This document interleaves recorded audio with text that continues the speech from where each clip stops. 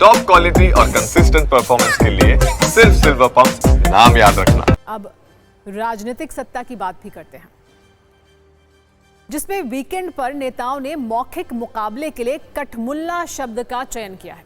कुछ दिन पहले यूपी विधानसभा में सीएम योगी द्वारा किए गए कठमुल्ला शब्द का रिकॉल वैल्यू बढ़ता ही जा रहा है।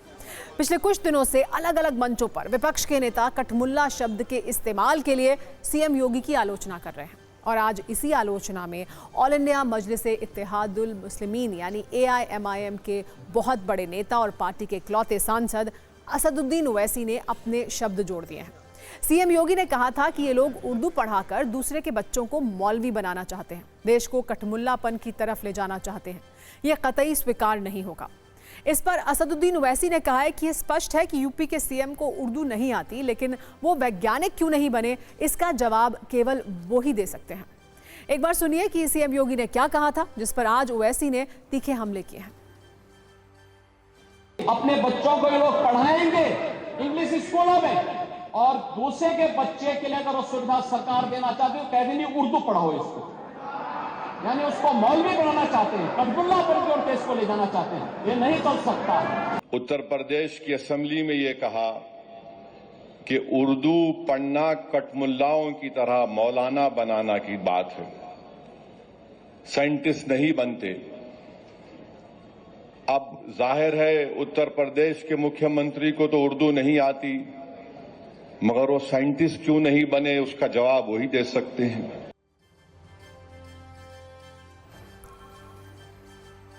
योगी आदित्यनाथ ने पहली बार 18 फरवरी को कठमुल्ला शब्द का इस्तेमाल किया था।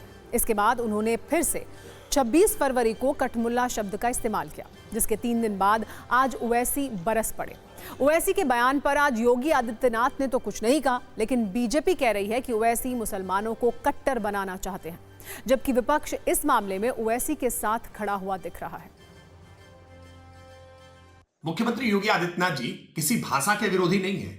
उर्दू भाषा को लेकर के उन्होंने कोई विरोध नहीं किया है, लेकिन जानबूझकर के केवल एक ही भाषा पढ़ने पर मजबूर कर दिया जाए, इस बात का तो विरोध होना ही चाहिए। क्या सभी प्रकार की भाषाएं एक समाज के लोगों को नहीं पढ़नी चाहिए? क्या उनको केवल उर्दू में पढ़ने के लिए मजबूर कर देना चाहिए? भौतिकी हो, रसायन हो, गणित हो, विज्ञान हो, अंग्रेजी हो, संस्कृत हो, हर प्रकार की भाषा का जानकारी होनी चाहिए, हर प्रकार का ज्ञान आना चाहिए। लेकिन असदुद्दीन ओवैसी चाहते हैं कि कुछ लोग कूपमंडूक बने रहें, वो विकास न कर सके, आधुनिकता की दौड़ में शामिल न हो सके, सबके साथ प्रतिस्पर्धा न कर सके, वो केवल जिहाद की भाषा को ही समझते रहे। इसीलिए जानबूझ करके वो केवल एक भाषा की वकालत कर रहे। किसी भाषा को लेकर के ना कोई विरोध था, ना कोई विरोध होगा। वैसे जिस कठमुल्ला शब्द पर राजनीति का रोचक मुकाबला चल रहा है, हमारे न्यूज मित्रों को उसका व्यवहारिक अर्थ जरूर जानना चाहिए। मुल्ला का मतलब होता है इस्लामिक विद्वान और मजहबी जानकार, जबकि कठमुल्ला शब्द का इस्तेमाल उनके लिए होता है जो कट्टर होते हैं और धार्मिक परंपराओं को बहुत कठोरता से मानते हैं।